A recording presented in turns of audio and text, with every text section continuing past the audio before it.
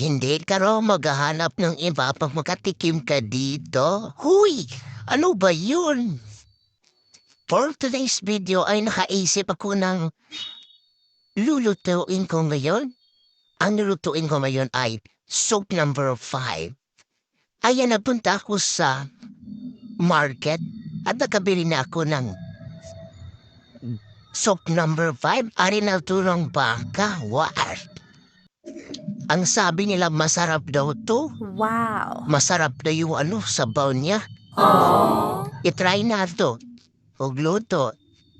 Kini nga gitawag nga soup number 5.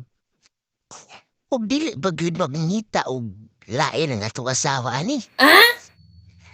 Kaya makatilaw ta ani, agoy. Pastilan. Kuyawan pa sa uti. Purya. Mao din teknik sa uban.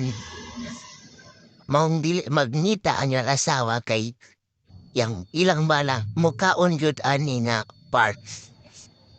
Kaya para dili bayaan sa asawa, munang maghimo ta karon og soup number 5 kay para dili ta biyaan sa atong asawa.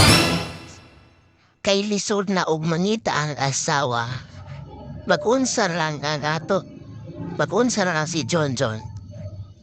Unya karon gilat-an na mo ang parts sa baka. Kining gitawag og soup number 5. Tapos maya-maya, malata na ni siya.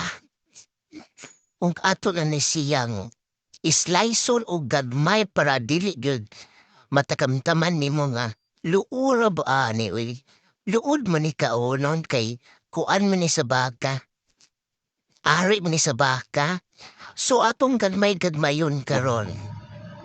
Para dili gyud mailhan nga uy itlog di ay tuog katong kuan sa baka. So mauna ni siya, igisa ni una nako, tapos ang iyang sabaw, sa tong gilata mao'y akong gigamit dira. So mali na tong soup number 5. Thank you for watching. Salamat, bye-bye!